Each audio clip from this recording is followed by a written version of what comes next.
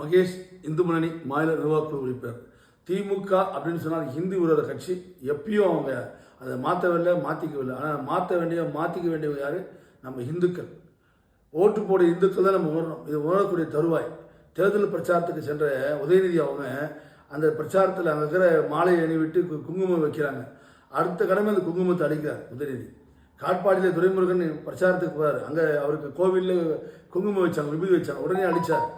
தேவர் ஜெயந்திக்கு போவாங்க, தேவர் ஜெயந்தியில் அங்கே விபூதி வைப்பாங்க, உடனே அழிச்சிருவாங்க. இதெல்லாம் நம்ம பல ஆண்டுகளாக பல தேர்தலில் பார்த்துட்டு இருக்கோம். இந்துக்களுடைய ஓட்டு மட்டும் தேவை. ஆனால் இந்துக்களுடைய அடையாளம் தான் நெத்தியில் ஒரு கணம் கூட உடனே அழிச்சிடுறாங்க. என்ன நோக்கம் அவங்களுக்கு? இந்து மதத்தை இழிவுபடுத்தணும், இந்து மதத்தில் இருக்கிற சடங்குகளை கொச்சைப்படுத்தணும். இந்துன்ற ஒரு மதமே இல்லை.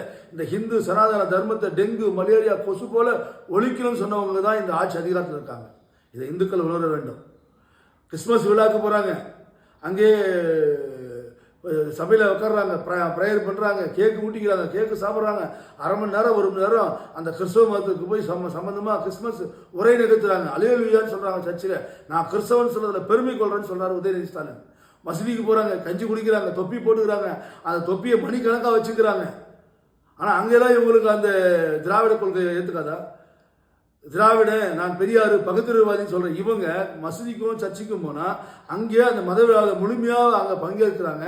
அந்த மதத்துடைய விஷயங்களை அவங்க கடைபிடிக்கிறாங்க. அந்த கிறிஸ்தவ இஸ்லாமியுடைய மனதை புண்படாமல் இருக்குன்னு நினைக்கிறவங்க ஏன் இந்துக்களுடைய மனதை புண்படும்படி நடக்கிறாங்க? துரைமுருக தேர்தல் பிரச்சாரத்துக்காக பாரு, கோவிலில் பொட்டு வைக்கிறாங்க, உடனே அழிச்சா. செய்தி வந்துச்சு பார்த்தீங்க. உதயநிதி டெங்கு மலேரியா கொசு போல சனாத தர்மத்தை அழிக்குன்னு சொன்னார்.